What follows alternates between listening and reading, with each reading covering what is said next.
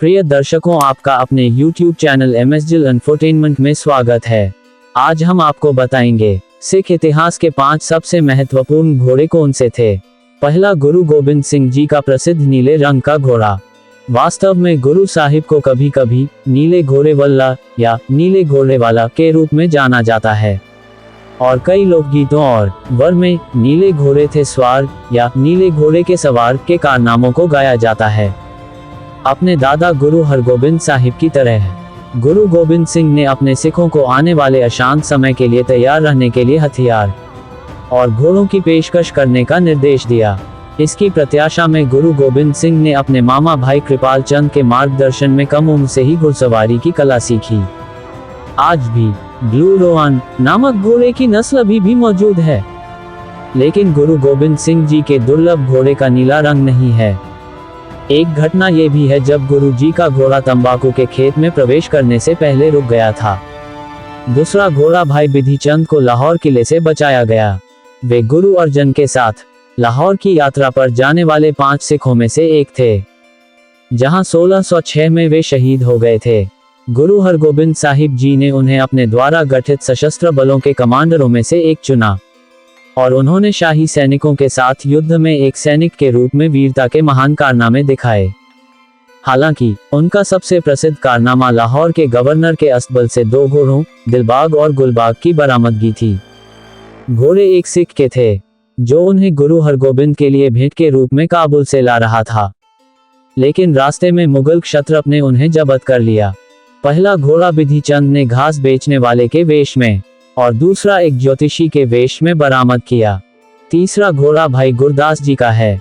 एक दिन भाई गुरदास जी ने अपने एक वार में एक श्लोक लिखा जिसमें कहा गया था कि यदि गुरु अपने सिख की परीक्षा लेंगे तो सिख स्वतः ही परीक्षा में उत्तीर्ण हो जाएगा।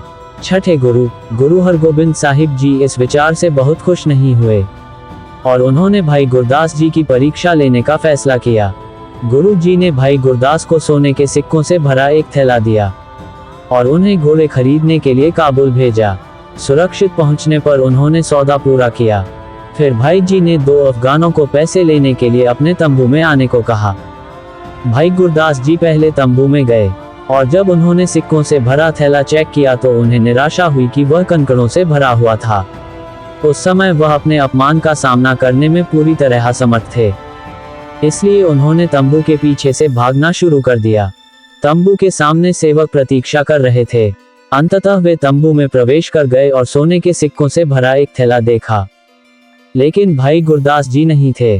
घोड़ों के व्यापारियों को उचित भुगतान किया गया और समय के साथ घोड़े अमृतसर वापस आ गए, जहां पूरी घटना गुरु हरगोबिंद साहिब जी को बताई गई। इस बीच भाई गुरदास जी अब अपराध बोध से ग्रस्त होकर बनारस पहुंच गए। वहां जीविका कमाने के लिए उन्होंने स्थानीय लोगों को सिख धर्म पर प्रवचन देना शुरू कर दिया।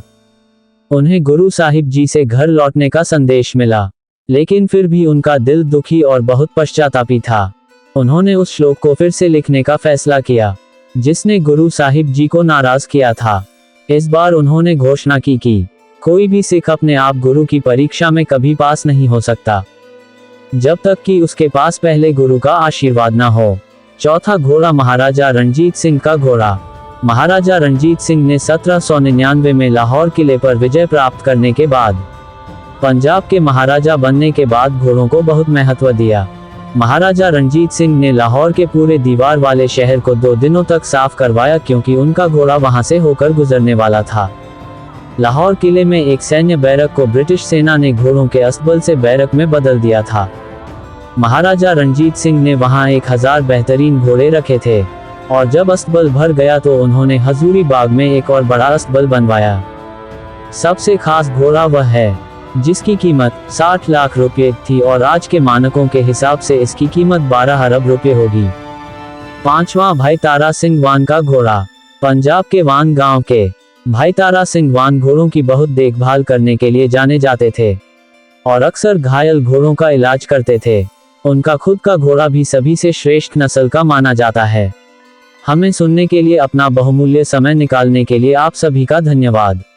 अधिक वास्तविक तथ्यों और सिख इतिहास को सुनना जारी रखने के लिए हमारे साथ जुड़े रहें।